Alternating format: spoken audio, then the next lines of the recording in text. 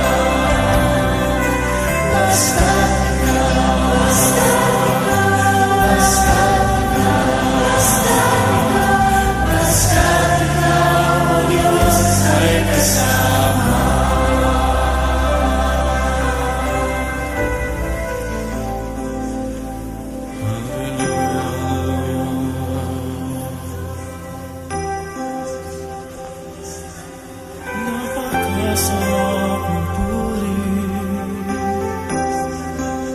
kapag kasama ka.